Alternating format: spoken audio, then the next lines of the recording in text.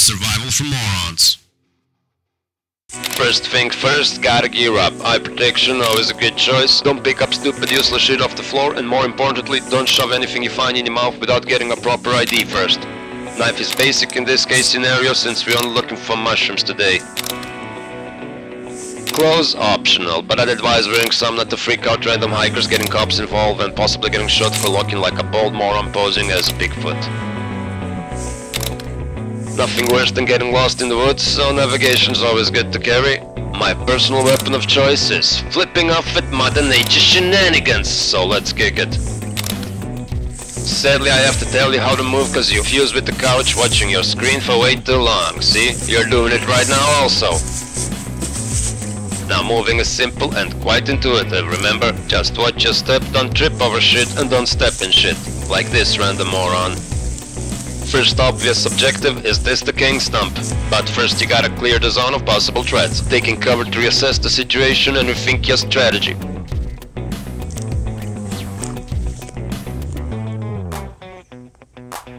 Flipping off won't do shit here, and since I can't find the rock of intimidation, we'll be using our trusty recurve.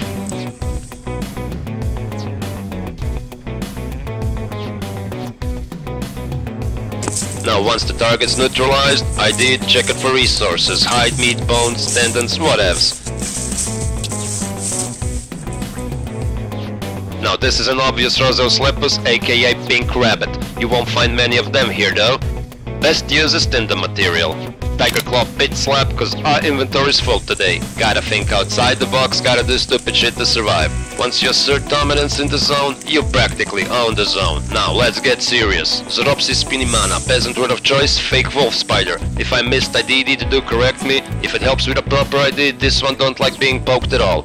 Mostly found on forest edges under rocks and tree bark where they hunt for prey during the night. Like all Zoropsid spider, they don't build a web but hunt freely. Since this spider cannot survive in a harsh climate, it often seeks refuge in human habitation. They are harmless, so no need to panic. Now funny thing about spiders, they don't identify as, they don't overthink, they just are male or female. Now with that out of the way, spiders of these species are sexually mature in autumn, the females lay eggs in spring, resting in a brood chamber on a cocoon resembling mycelial biomass. Now the fuck's mycelial biomass, my man? Yeah, you better run before I pull out my bow. Well, mycelial biomass is a part of the body of the fungus that does not reproduce and usually consists of a mass of hyphae that are often grown into something else. That white fluffy part. In this case, matured fruiting body decayed and mycelium started to grow out of the fruiting body itself. It's basically cloning itself. Yeah, I know I lost you. I'll elaborate all once we hit the lab.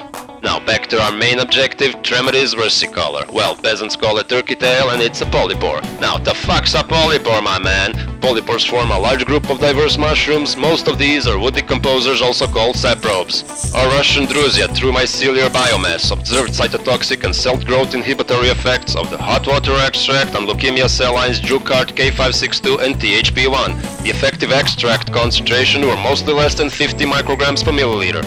The most effective polypore mushroom extract was the methanol extract of Tremedis versicolor, which inhibited the growth of 6 various solid tumors, A549 and SWI573 lung cancers, HPL100 and T47D breast cancers, HeLa cervix cancer and WIDR colon cancer, at a concentration below 45 micrograms per milliliter with a concentration as low as 0.7 to 3.6 micrograms per milliliter, causing 50% reduction in proliferation of cancer cells in lung and cervix tumors. Therefore, Tremedis versicolor is a mission objective for a reason.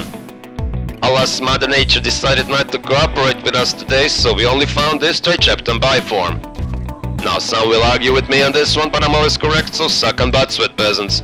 It's a bland-poring polypore reminiscent of any number of faded ever-present, and as peasants would say, turkey-taily species. Fresh pore surface is a gorgeous lily purple that soon fade. Growing in overlapping clusters on hardwood logs and stumps, late spring, summer and fall, it's one of the most commonly encountered fungi.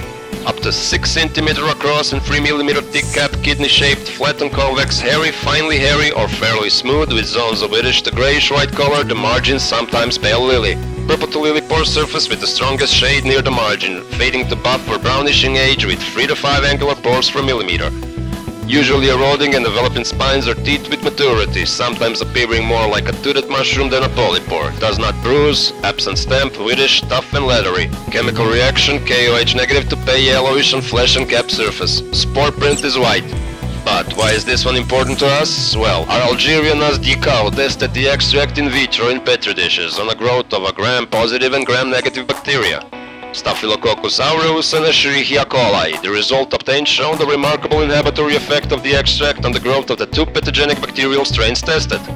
The antibacterial activity of the extract over the bacterial strains tested by the disc diffusion method has shown that this extract is biologically bacteriostatic. Tricheptan biform are therefore interesting candidates for obtaining antibacterial bioactive substances with therapeutic interest. So getting cuts shouldn't incommodate our survival, should it now? We'll be getting deeper into the extract concept as this campaign progresses. Well, if I survive in the next level, that is.